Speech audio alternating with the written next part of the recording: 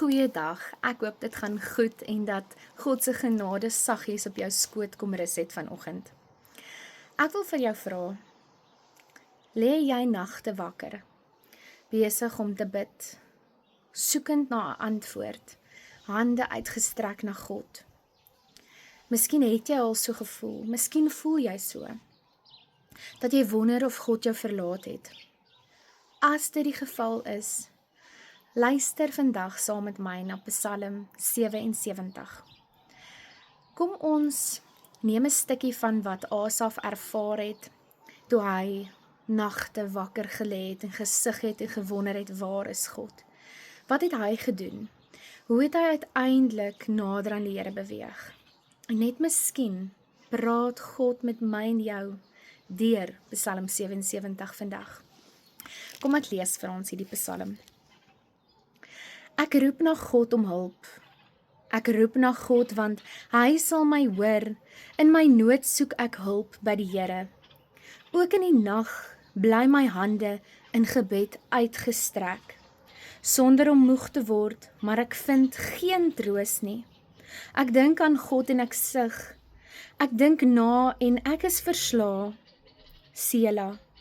U laat my wakker lê, ontsteld en sprakeloos. Ek dink aan vroeër dae, aan jare lank gelede. As ek so in die nag lê en terugdink en pyns, vra ek myself af, sal die Here vir altyd verstoot en nooit weer genade betoon nie? Het daar vir altyd 'n einde gekom aan sy trou? Geld sy beloftes dan glad nie meer nie? Het God vergeet om medelee te hê? Het hy in sy troon sy ontferming onttrek? Sela. My grootste smart is dat die Allerhoogste nie handel soos voorheen nie. Ek wil dink aan die dade van die Here. Ja, ek wil dink aan u wonderdade van vroeër. Ek wil nadink oor al u werk en oor al u dade pyns. Alles wat u doen is heilig. O God, waar is 'n God so groot soos God? U is die God wat wonders doen. U het u mag onder die volke geopenbaar. U het u volk deur u krag gered. Die kinders van Jakob en Josef, Sela. Toe die waters u sien, o God, toe die waters u sien, het hulle gebewe. Die diep waters het gesidder, die wolke het water uitgegiet. Uit die donderwolke het dit gedreun. U weerligte het in alle rigtings geblits. U donderslaa het die lugruim gevul. Weerligstrale het die wêreld verlig. Die aarde het geskud en gebewe. U het deur die see gekom. U weg deur magtige waters gebaan. Niemand het u spoor gesien nie. U het u volk soos 'n kudde gelei, deur die hand van Moses en Aaron. Wat 'n pragtige psalm is dit nie? In hierdie begin van die psalm dan kan ons hoor, ek dink as ons vir Asaf moet vra, Asaf, hoe dit met jou gegaan, dan kan ons selfs in Psalm 73, kan ons gaan sien, hy was kwaad vir God. Dit het nie met hom goed gegaan nie, want hy was woedend, hy het vir God gevra, hoe kan dit so goed gaan met die goddeloses, en nee, met my gaan dit nie goed nie.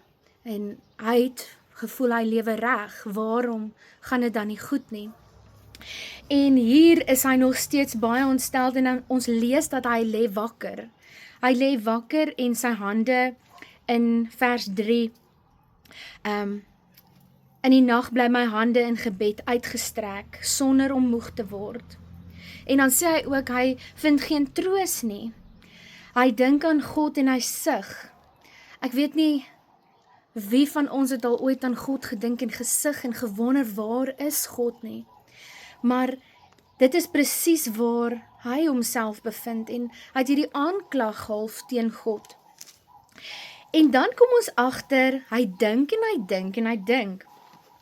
En wanneer hy praat, dan praat hy vanaf hier vers 12, ek wil dink aan die dade van die Here, ja, ek wil dink aan u wonderdade van vroeër. Dis asof Asaf homself oortuig, hou nou op, dink aan jou eie omstandighede en begin fokus op al die goeie dinge wat God al gedoen het. En dan skryf hy verder, alles wat u doen is heilig, o God. Waar is 'n God so groot soos God? U is die God wat wonderdade doen. Hy begin besef, God het hom nog nooit verlaat nie, God is God, maar hy kan nie vir God terme stel nie.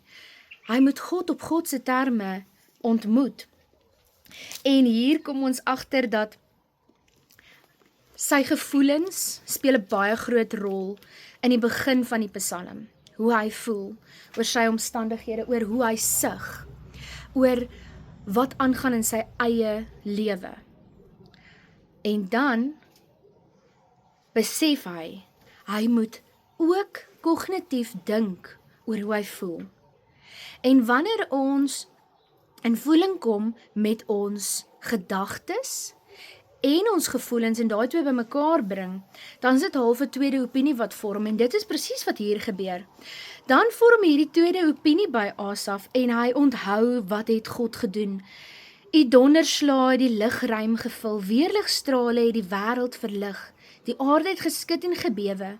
U het deur die see gekom, u weg deur magtige waters gebaan. Hy praat van die Rooi See natuurlik. Niemand het u spoor gesien nie.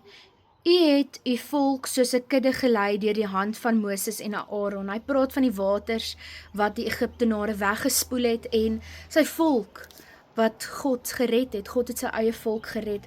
Hy het hulle nie verlaat nie. Sodra Asaf besef, sy eie omstandighede kan nie veroorsaak dat hy so moedeloos is, so kwaad is vir God nie. Hy moet besef, hy moet God op God se terme ontmoet.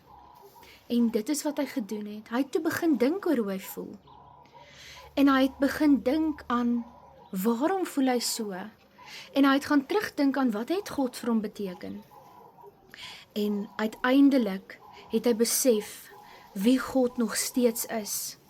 En het hy vasgehou aan dit. En dis waarvoor ons moet versigtig wees. Wanneer ons nagte wakker lê en so kwaad is vir God, en ons voel dat die lewe is onregverdig, God het ons verlaat, dan, dis juis dan, wanneer die Here die naaste is aan ons. Wanneer jy so voel, gaan dink oor daai emosie. Ons dink so vinnig met ons hart, met ons gevoelens, en dan reageer ons, sonder om mooi deur te dink, waarom voel ek soos wat ek voel? Gaan vra jouself af, as jy moedeloos is, wat het die Here al vir jou gedoen? Watter pad het jy met God gestap? Is jy besig om terme en voorwaardes vir God te gee? Ek wil graag finansiëel wel afwees, ek wil graag dit en dit en dit hê. Of ontmoet jy God daar waar God jou wil ontmoet? Is jy besig om te vra, Here, wat kan ek vir u doen? Gaan dink net vir 'n oomblik. Gaan dink en gaan dink weer en gaan dink, waar het die Here jou gedra? Wat het God al als vir jou beteken? En dat ons dalk net iets leer by Asaf. Mag jy 'n mooi dag hê en mag jy seën wees vir almal in jou lewe. Totsiens.